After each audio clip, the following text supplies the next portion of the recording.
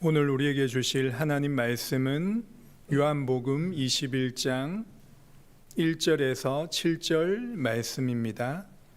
제가 가진 성경은 신약성경 184페이지입니다.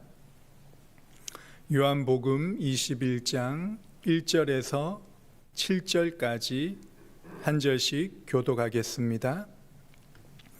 그 후에 예수께서 디베랴 호수에서 또 제자들에게 자기를 나타내셨으니 나타내신 일은 이러하니라. 시몬 베드로와 디두모라 하는 도마와 갈릴리 가나 사람 나다나엘과 세베대의 아들들과 또 다른 제자들이 함께 있더니 시몬 베드로가 나는 물고기 잡으러 가노라 하니 그들이 우리도 함께 가겠다 하고 나가서 배에 올랐으나 그날 밤에 아무것도 잡지 못하였더니 날이 새어 갈 때 예수께서 바닷가에 서셨으나 제자들이 예수이신 줄 알지 못하는지라. 예수께서 이르시되 얘들아 너희에게 고기가 있느냐 대답하되 없나이다. 이르시되 그물을 배 오른편에 던지라. 그리하면 잡으리라 하시니 이에 던졌더니 물고기가 많아 그물을 들 수 없더라. 다 같이 읽겠습니다. 예수께서 사랑하시는 그 제자가 베드로에게 이르되 주님이시라 하니 시몬 베드로가 벗고 있다가 주님이라 하는 말을 듣고 겉옷을 두른 후에 바다로 뛰어내리더라. 아멘. 요한복음의 구성을 보면 20장이 결말 부분으로 끝나고 사도행전으로 넘어가는 것이 자연스러운 내용처럼 보입니다. 그런데 요한복음 21장은 에필로그와 같은 흥미로운 내용이 담겨져 있습니다. 오늘 본문을 잠시 요약하면 베드로와 6명의 제자들이 디베랴 호수에 물고기를 잡으러 갑니다. 그들은 밤새도록 수고하였지만 고기 한 마리도 잡지 못하였습니다. 그때 바닷가에 계신 예수님께서 그들에게 말씀하시며 수많은 물고기를 잡게 됩니다. 그리고 오늘은 읽지 않았지만 8절에서 14절의 내용은 예수님께서 사랑하시는 제자들을 위해 준비하신 생선과 떡을 숯불 위에 구워 맛있는 아침 식사를 차려주십니다. 제자들은 예수님과 3년 공생애와 고난과 그의 십자가의 죽으심과 부활을 경험하였습니다. 하나님의 구원의 놀라운 일들이 성취되는 그 현장을 직접 목격한 사람들입니다. 그런데 제자들의 모습에서는 뭔가 모르게 고민하는 흔적이 나타나는 것 같습니다.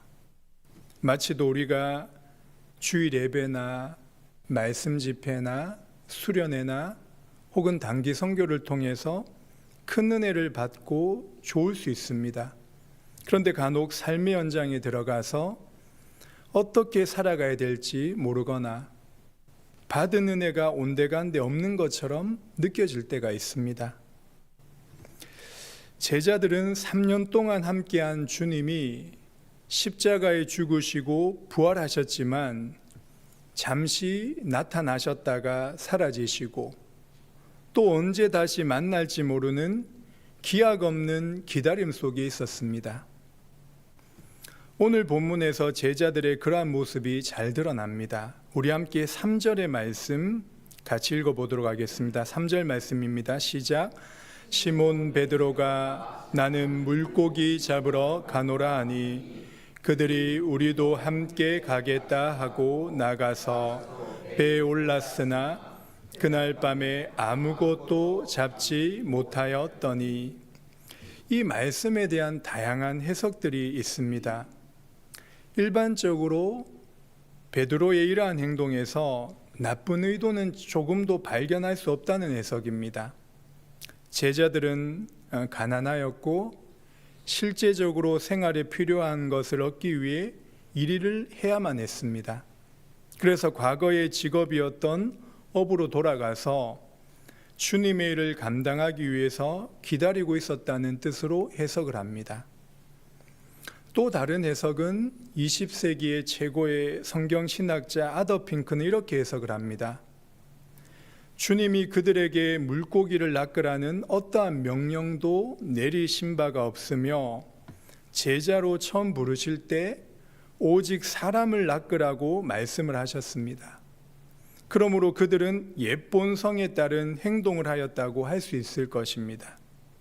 그리고 베드로가 나는 물고기 잡으러 가노라고 말한 후 그들은 먼저 하나님의 인도를 구하거나 베드로가 말한 것에 대해 깊이 생각해 봄이 없이 나가서 즉시 배에 올랐습니다. 이 사실은 그들이 육신의 정욕대로 행동했다는 또 다른 증거를 제공해 주는 것입니다.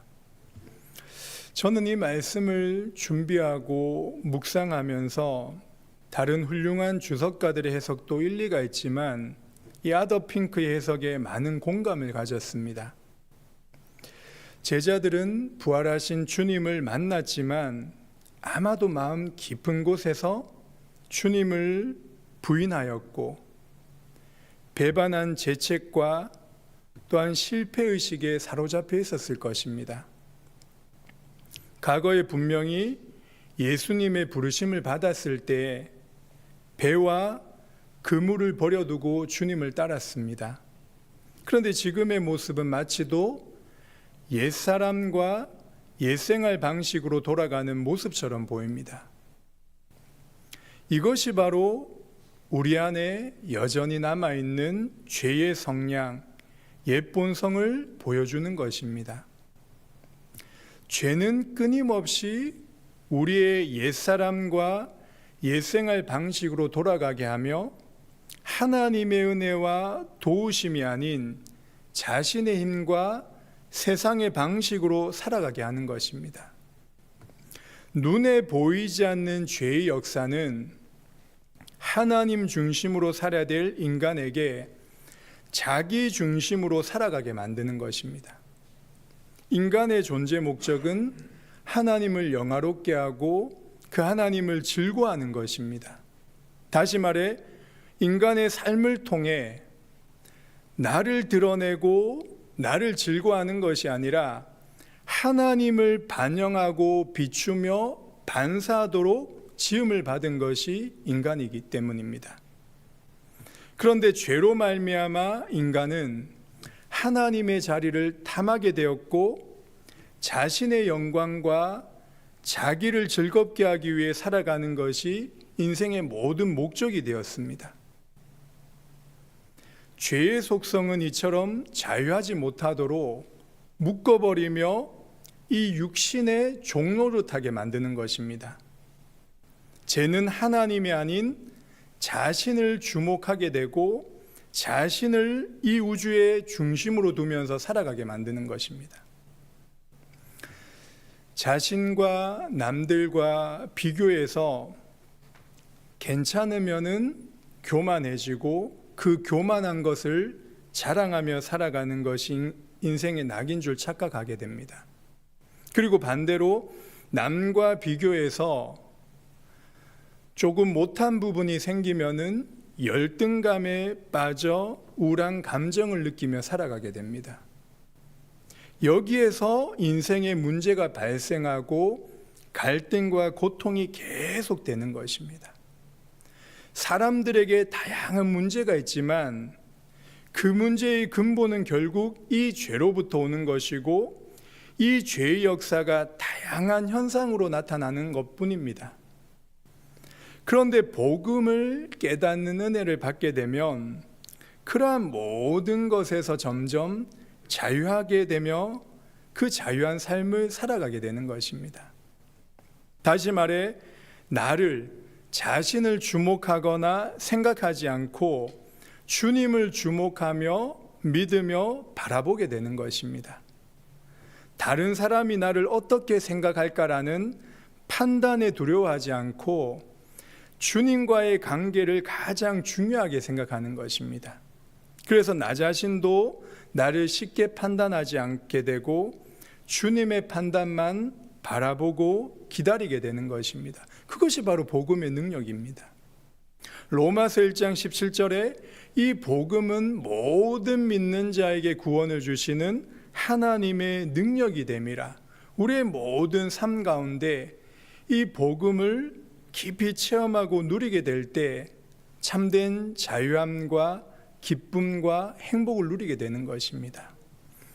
본문으로 돌아가서 제자들은 밤을 새도록 물고기 한 마리를 잡지 못하고 기진한 상태였습니다. 그때 예수님이 나타나셔서 말씀을 하십니다. 우리 함께 5절과 6절의 말씀을 함께 읽겠습니다. 시작.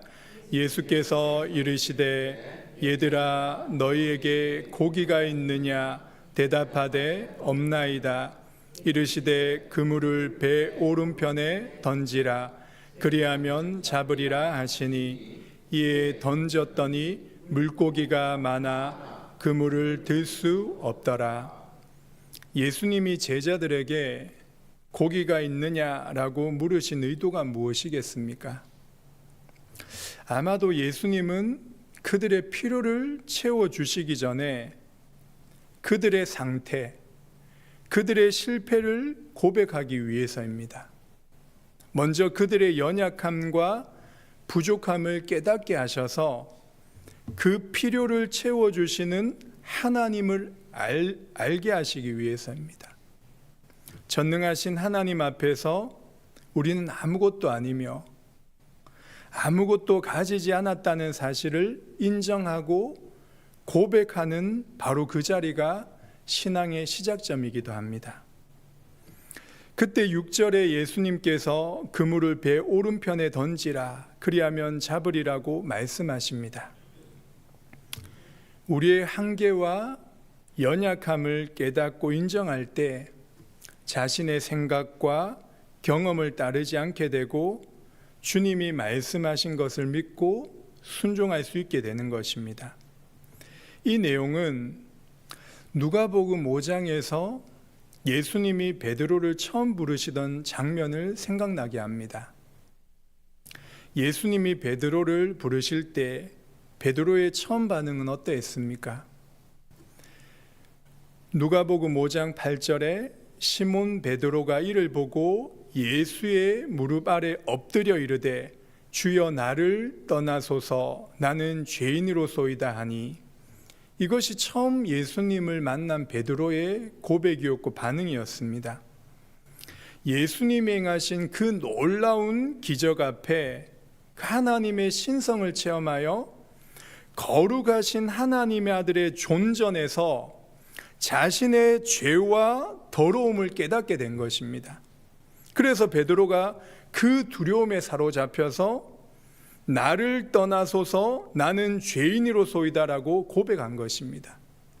그런데 베드로는 3년간 그 하나님의 아들 그리스도 예수님과 함께하면서 죄 용서함을 받고 구원의 은혜를 깊이 체험하면서 주님과의 생명의 관계 속에 있었습니다. 그래서 베드로는 처음 예수님을 만났을 때와 다른 반응이 오늘 본문에 나타나는 것입니다. 7절의 말씀을 우리 같이 읽어보도록 하겠습니다. 시작. 예수께서 사랑하시는 그 제자가 베드로에게 이르되 주님이시라 하니 시몬 베드로가 벗고 있다가 주님이라 하는 말을 듣고 겉옷을 두른 후에 바다로 뛰어내리더라. 요한이 예수님을 알아보자 베드로는 바로 즉시 바다에 뛰어내렸습니다. 근데 겉옷을 입고 뛰어들었습니다. 왜 옷을 입고 뛰어들었겠습니까? 베드로는 마태복음 14장 29절에 과거에 풍랑이는 바다에서 무리를 걸으신 주님과 함께한 그 바다를 걸었던 기억이 있었습니다. 그 주님을 믿고 다시 겉옷을 입고 뛰어든 것입니다. 주님이 말씀하시니 베드로가 믿음으로 반응하며 다시금 배와 그물을 버려두고 주님을 따르게 된 것입니다. 말씀을 맺겠습니다.